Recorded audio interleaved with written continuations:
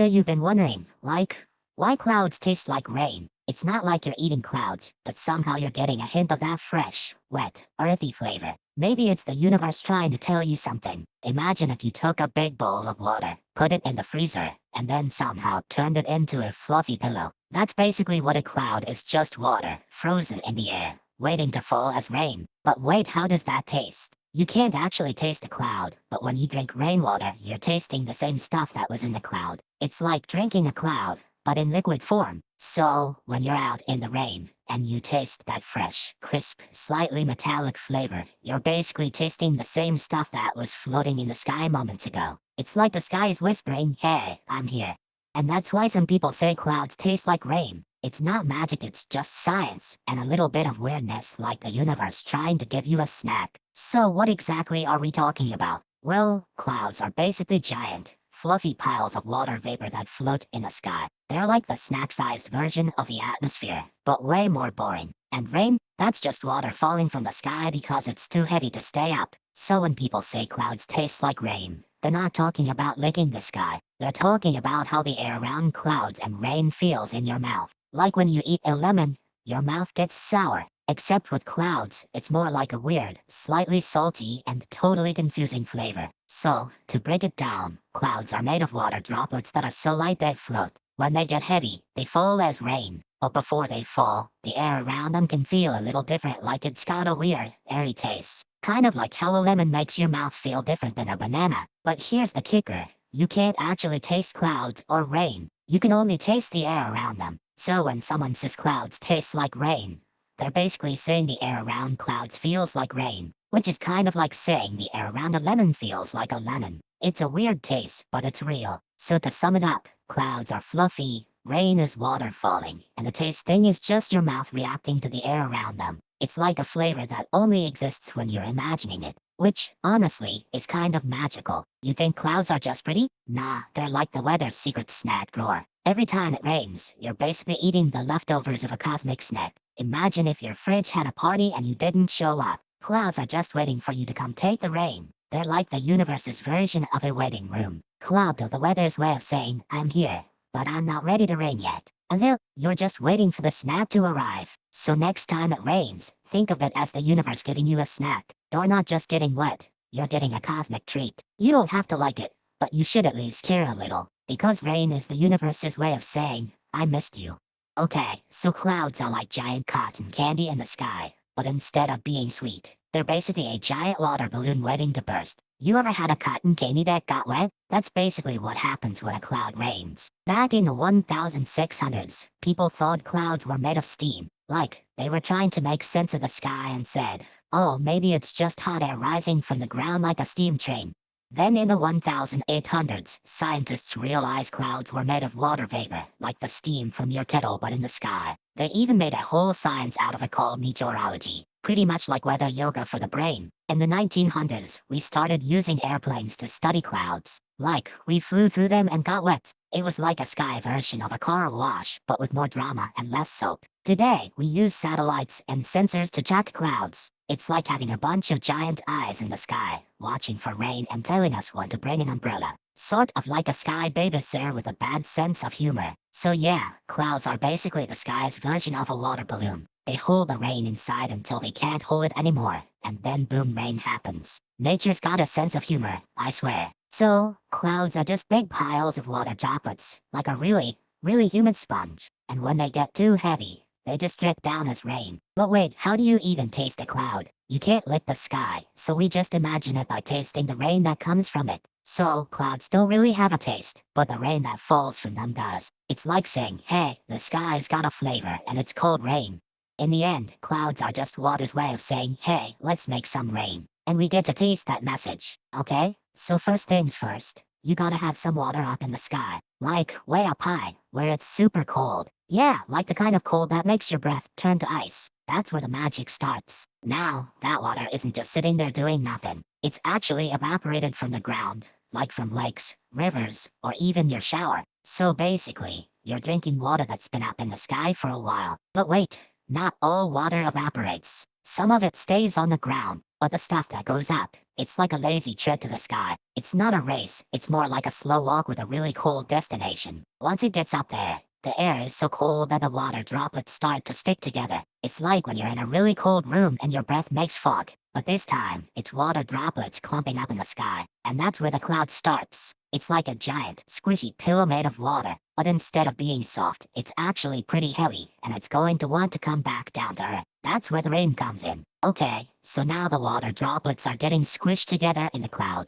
like when you squeeze a sponge, but way more dramatic. They're basically forming a tiny, invisible rainstorm inside the cloud. But wait, clouds aren't solid. They're like a giant, fluffy, invisible pillow made of water. So when the air gets too heavy, the droplets can't hold on anymore. They just fall out as rain. So the cloud isn't really tasting rain. It's more like the cloud is saying, I can't hold this water anymore, I've got to let it go. Kind of like when your fridge is full and you have to throw out the leftovers. The droplets then fall down, and once they hit the ground, they become rain. But before that, they're just part of the cloud's daily water budget. It's like a cloud's version of a savings account. So the cloud doesn't taste rain, it just gives it a little push. Like a parent saying, time to go to bed, little droplet.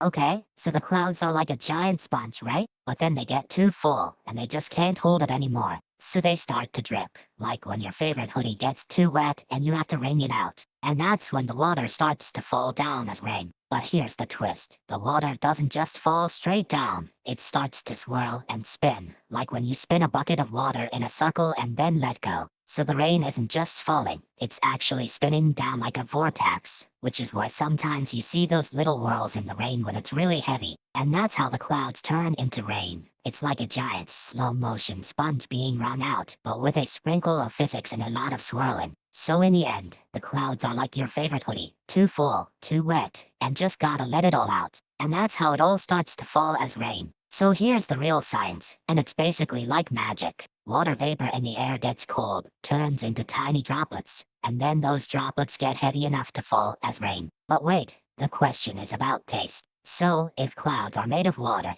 and water is the same as rain, then the taste is basically just water. But then why do clouds sometimes taste different? Oh, because sometimes there's stuff in the air, like salt or pollution, that mixes in with the water. So the taste of a cloud is like the taste of the air it's made from. If it's over the ocean, it tastes like salt. If it's over a city, it might taste like exhaust. So in the end, clouds taste like rain because they're made of water, and the taste of the cloud is just the taste of the air it came from. So next time you see a cloud, you can imagine it as a tiny water bottle in the sky, waiting to pour down as rain. Okay? So if you think clouds are like a giant cotton candy, then rain is just the sweet, sweet juice that drips out of it. You know, like when you bite into a cotton candy and it's all sugar and nothing else. But in this case, it's water and a little bit of salt. Quick word from our sponsor. If this sounds like something you'd enjoy, take a look at the Apple AirPods 2nd generation. There's a link and a QR code on screen right now, and in the description below. Alright, back to it. So, when the cloud gets too heavy, it can't hold all that water anymore. It's like if you filled up a water balloon and it just couldn't hold it anymore.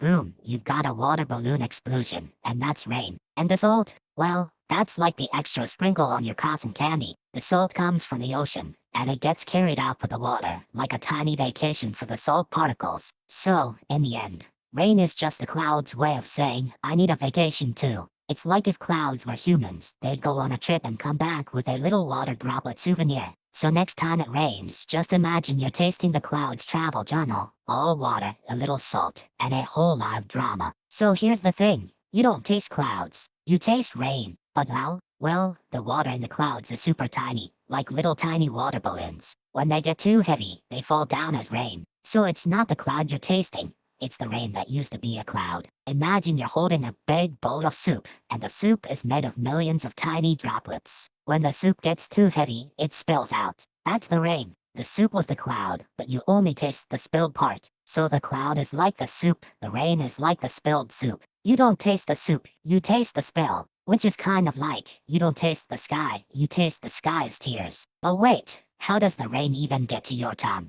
Well, it's just water that's been falling for a while, and it gets mixed with air, dirt, and sometimes even bugs. So the rain you taste is a little bit of the sky, a little bit of the air, and a little bit of the world. So in the end, you're not tasting a cloud, you're tasting the water that used to be a cloud. And that water's been on a journey through the sky, the air, and the ground. So yeah, it's kind of like the sky's version of a juice box, but with a lot more falling. Alright, so the first myth is that clouds taste like rain. But wait, how do you even taste a cloud? You can't just lick the sky, right? But here's the thing, clouds are made of water droplets, and rain is just those droplets falling down. So if you could somehow taste a cloud, it would basically be like tasting rain before it falls. So the idea that clouds taste like rain is kind of like saying a water balloon tastes like a puddle. Same thing, just different shapes and places. But wait, you can't actually taste a cloud. So maybe the real myth is that you can taste clouds. But you can't, unless you're in a cloud, and then you're just flying around with a bunch of water droplets. So in conclusion, clouds don't actually taste like rain. They're just the same thing, just waiting to fall.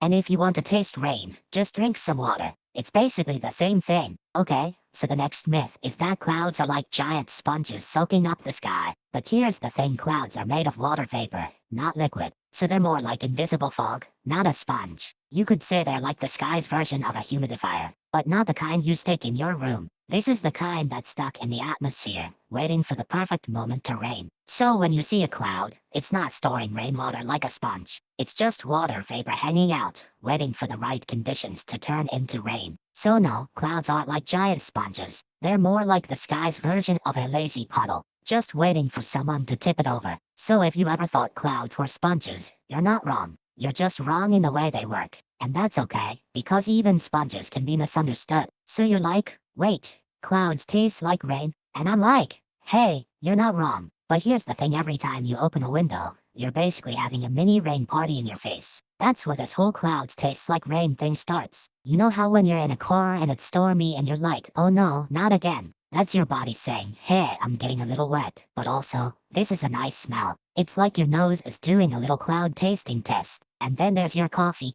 Ever notice how sometimes your coffee tastes like the sky? That's not your imagination. It's just the clouds sneaking into your cup through the air, doing a little taste test of their own. Or maybe you're just out walking, and you smell that fresh, clean, slightly metallic smell after a storm. That's the clouds saying, we're here and we're doing our thing. It's like they're whispering, hey, we're not just floating around. We're part of the taste of the world.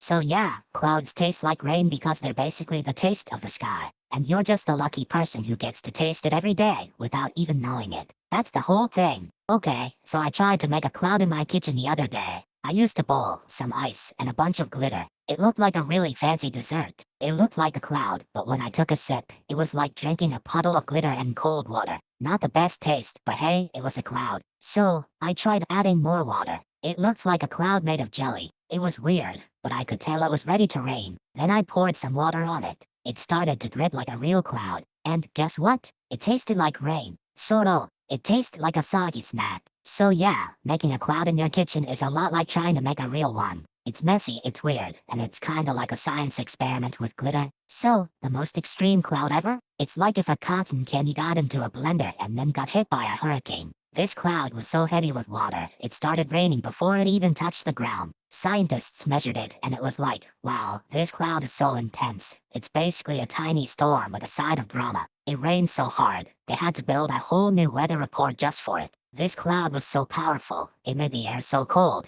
it froze the rain midair. Like, you're basically having a snowstorm, but with a sprinkle of glitter. And to top it all off, the cloud was so big it took hours to pass over a single city. It was like a slow, dramatic cloud movie playing in real life. So yeah, the most extreme cloud in history was basically a drama queen in the sky, throwing a rain party so hard, it made the weather team cry. But hey, that's what you get when clouds get too dramatic. And if you ever want to taste the rain of that cloud, well, you need a really strong stomach, a really strong umbrella, and a really strong Wi-Fi connection to stream the weather forecast. So, in short, the record-breaking cloud is the sky's version of a diva, and we're all just fans of the weather drama. Thanks for watching, and stay dry, or at least stay entertained. Okay, so sometimes the sky gets a little too full of water. Like, way too full. The clouds start to get heavy and they can't hold all that liquid anymore. That's when things get a little dramatic. The water just can't stay in the cloud anymore. So it starts to fall down as rain. But if the cloud is too full, the rain might start to fall too fast. That's when we get something called a thunderstorm. And if the rain is falling too hard, it can cause a lot of problems. Like floods, or maybe even a downpour so strong it feels like the sky is crying. But hey,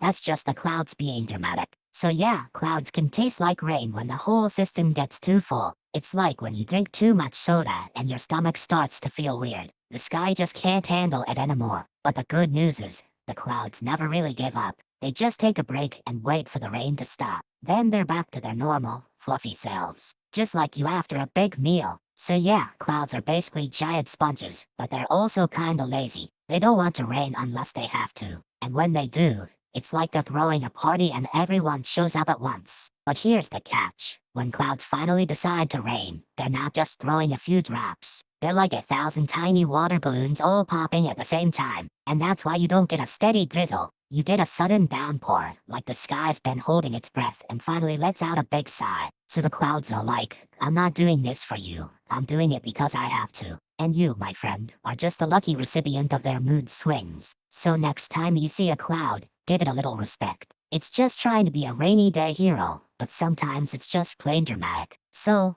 how do we even figure out clouds taste like rain? Well, it turns out, humans are basically just really good at watching the sky and then getting wet. We saw clouds, we got soaked, and somehow we connected the dots. Probably after a few too many trips to the beach. Back in the day, people didn't have fancy weather machines, but they had a lot of patience and a whole lot of curiosity. They'd look at the sky, note the clouds, and then wait for the rain to come. It was like a science experiment, but with more drama and less lab equipment. Quick word from our sponsor. If this sounds like something you'd enjoy, take a look at the Fire TV Stick 4K streaming device. There's a link and a QR code on screen right now, and in the description below. Alright, back to it. Then came the scientists, with their fancy instruments and even fancier questions. They started measuring humidity, temperature, and the weird stuff that happens when water turns into vapor and back again. It was like decoding a mystery, but with more math and less suspense. They found out that clouds are just giant water droplets floating in the air, and when they get too heavy, they fall as rain. So, in a way, we were just watching a giant, slow-motion water droplet fall from the sky. It's like a cosmic teapot,